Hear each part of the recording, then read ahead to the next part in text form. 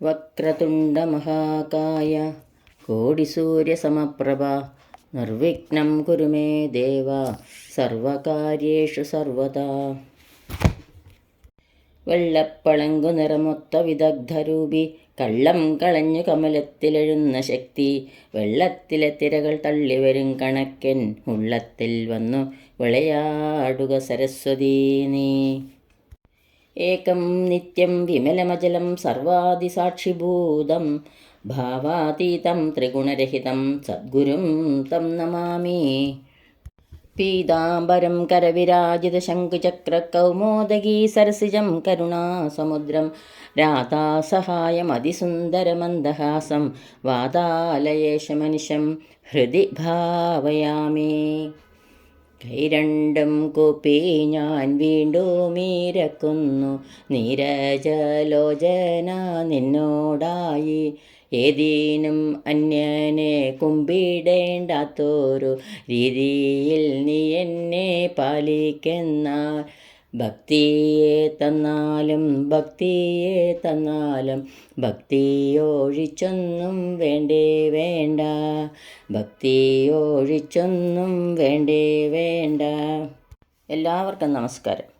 ശ്രീകൃഷ്ണ ഭക്തിയുടെ അമൃതധാരയായി ശ്രീ വില്യമംഗലത്ത് സ്വാമിയാരിൽ നിന്നും ഒഴുകിയെത്തിയ ആ ശ്രീകൃഷ്ണ കർണാമൃതത്തിലെ 2ാം സർഗത്തിൽ 76 മുതൽ 80 കോടിയുള്ള ശ്ലോകങ്ങളാണ് ഇവിടെ സ്മരിക്കുന്നത്. ശ്ലോകം 76. സംബാധേ സുരവീണാമംബ ആയാസയന്തമനുയാന്തീം ലംബാളകമവലംബേ തമ്പാലം തനുവിലഗ്നജംബാളം. ദ്വിതീയാക്ഷരപ്രാസം കൊണ്ട് മനോഹരമായ ഗീതവൃത്തത്തിലുള്ള ഒരു ശ്ലോകമാണിത്. സുരഭീണാം സംഭാതെ പശുക്കളുടെ കൂട്ടത്തിൽ അനുയാന്തീം പിന്നാലെ ചെല്ലുന്ന അമ്പാം ആയാസയന്തം അമ്മയെ വിഷമിപ്പിച്ചുകൊണ്ട് ലംബാളകം മുടിച്ചിന്നിയും തനുവിലഗ്ന ജംബാളം മെയിലാകെ ചെളിവിരുണ്ടും ഓടി നടക്കുന്ന തമ്പാലം ആ ബാലനെ ആ ഉണ്ണിക്കണ്ണനെ അവലംബേ ഞാൻ ശരണം പ്രാപിക്കുന്നു. പശുക്കളുടെ കൂട്ടത്തിൽ പിന്നാലെ ചെല്ലുന്ന അമ്മയെ വിഷമിപ്പിച്ചുകൊണ്ട് മുടിച്ചിന്നിയും മെയിലാകെ ചെളിവിരുണ്ടും ഓടി നടക്കുന്ന ആ ബാലനെ ആ ഉണ്ണിക്കണ്ണനെ ഞാൻ ശരണം പ്രാപിക്കുന്നു. ശ്ലോകം 77. അഞ്ചിത പിഞ്ചാചൂടം സഞ്ചിത സൗജന്യവല്ലവീവലയം അധരമണിനിഹിത വേണും ബാലം ഗോപാലമനിശം അവലംബേ. അഞ്ചിത പിഞ്ചാചൂടം പീലിത്തിരുമുടി അണിഞ്ഞും സഞ്ചിത സൗജന്യവല്ലവീവലയം ഭാഗ്യവതികളായ ഗോപസ്ത്രീകളാൽ ചുറ്റപ്പെട്ടും അധരമണി നിഹിത വേണും മണിച്ചുണ്ടിൽ ഓടക്കുഴൽ അണച്ചുവെച്ച് നിൽക്കുന്ന ഗോപബാലനെ അനിശം അവലംബേ ഞാൻ എപ്പോഴും ആശ്രയിക്കുന്നു. വൃത്യനുപ്രാസസുന്ദരമായ ഗീതിവൃത്തത്തിലുള്ള മറ്റൊരു മധുര ശ്ലോകമാണിത്. പീലിത്തിരുമുടിയണിഞ്ഞും ഭാഗ്യവതികളായ ഗോപസ്ത്രീകളാൽ ചുറ്റപ്പെട്ടും മണിച്ചുണ്ടിൽ ഓടക്കുഴൽ അണച്ചും വെച്ച് നിൽക്കുന്ന ഗോപബാലനെ ആ അതിസുന്ദരമായ മുഖകാന്തിയോടുകൂടിയ ആ ഉണ്ണിക്കണ്ണനെ ഞാൻ എപ്പോഴും ആശ്രയിക്കുന്നു എന്ന് കവി ഇവിടെ കാണിക്കുന്നു. ശ്ലോകം 78. പ്രഹ്ലാദഭാഗധേയം നിഗമഗണമഹാഗുഹാന്തരാധേയം നരഹരിപദാഭിധേയം വിഭുതവിധേയം മമാനുസന്ധേയം. ധേയം എന്ന അന്ത്യാനുപ്രാസം കൊണ്ട് ശ്രുതിസുഖം നൽകുന്ന വേറൊരു ശ്ലോകം.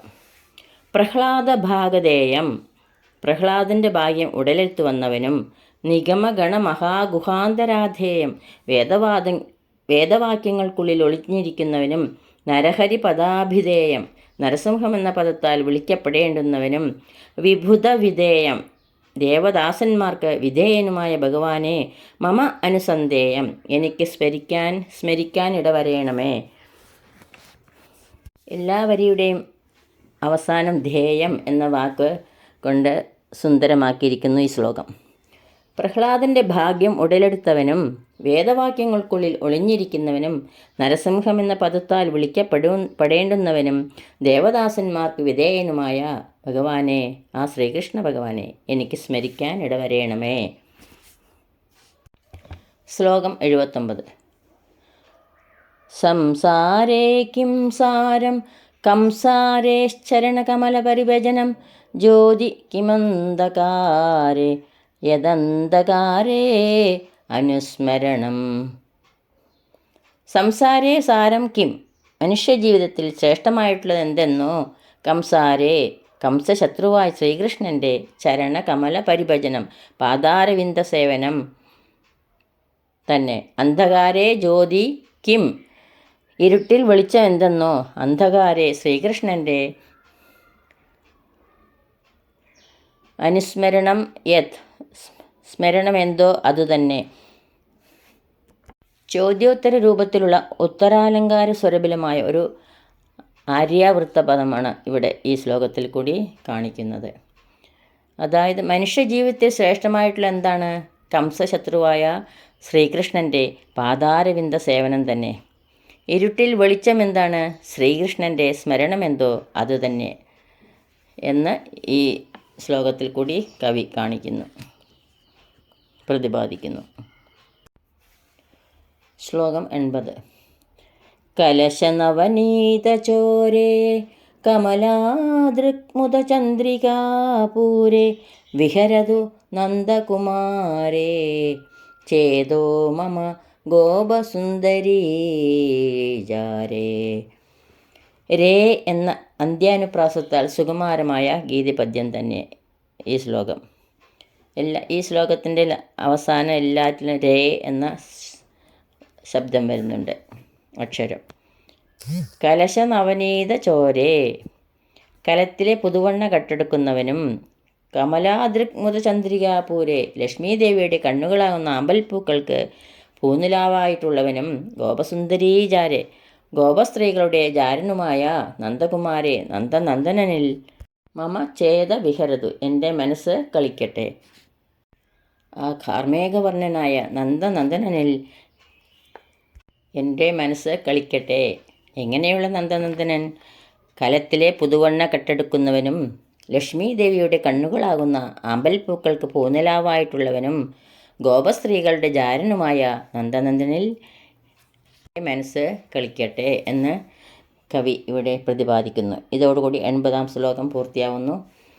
സർവത്ര ഗോവിന്ദനാമ സങ്കീർത്തനം ഗോവിന്ദ ഗോവിന്ദ. യദക്ഷരപദഭ്രഷ്ടം മാത്രാഹീനം ത്വയേദ്ഭവേത് തത്സർവം ക്ഷമ്യതാം ദേവ. നാരായണ നമോസ്തുതേ, നാരായണ നമോസ്തുതേ. കായേന വാചാ മനസേന്ദ്രിയൈർവാ ബുദ്ധ്യാത്മനാ വാ പ്രകൃതേ സ്വഭാവാത് കരോമി യത്തത് സകലം പരസ്മൈ നാരായണായേതി സമർപ്പയാമി.